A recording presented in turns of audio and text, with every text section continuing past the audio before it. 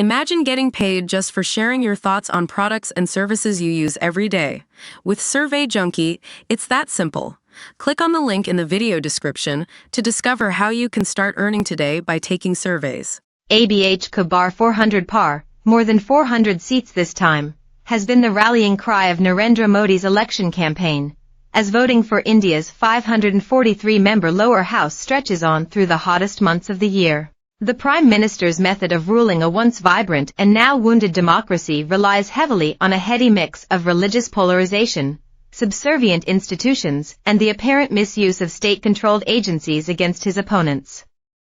On the campaign trail, he and his party have been busy peppering his speeches with anti-Muslim rhetoric, in a seeming violation of India's election law, which expressly prohibits electioneering based on sectarian appeals to religion, caste, language or region. So what is it like to stand as an opposition candidate in today's India?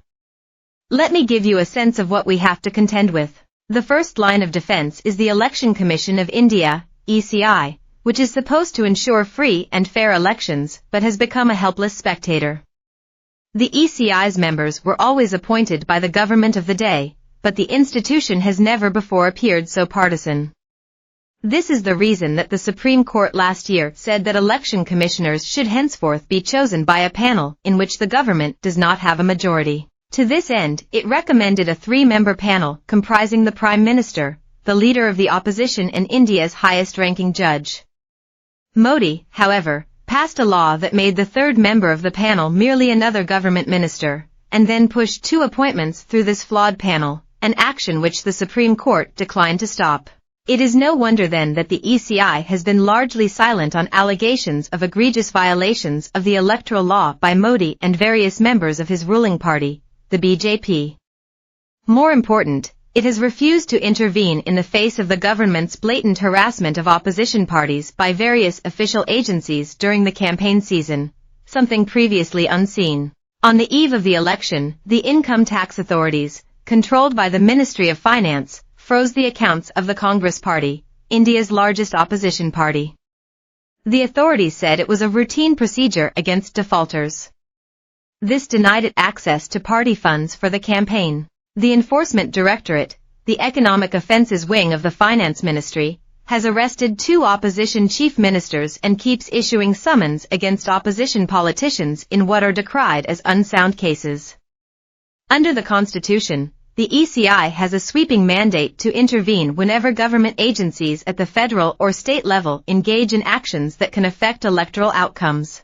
While the election commissioners are keen to act against opposition-run state governments at the slightest provocation, Modi's apparent misuse of federal agencies does not appear to concern them. But nothing illustrates the unlevel playing field that India's opposition is forced to operate in better than the Modi government's electoral bonds scheme, an opaque, anonymous political funding system.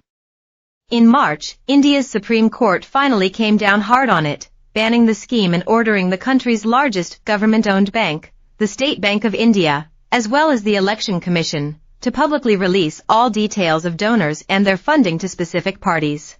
Introduced in 2017 by Modi in the face of strong reservations by India's central bank and the ECI, the scheme effectively allowed shell companies and anonymous donors to give huge sums of money to political parties. The largest chunk of the money, almost 50% of the total, went to Modi's BJP. The State Bank of India at first refused to release the compromising data until it was rapped hard on the knuckles by a persistent 3-judge bench. The results, though astonishing to some, seemed to confirm what India's opposition had been saying for years, that the scheme operated in the BJP's interests. Indian media has since reported on several companies that bought electoral bonds after being raided by central government agencies, leading to allegations of extortion. Opposition politicians have also made quid pro quo allegations about companies that donated to the BJP and received government contracts. Apart from outspending the opposition in every election, the BJP has suborned large sections of the media and launched a blitzkrieg.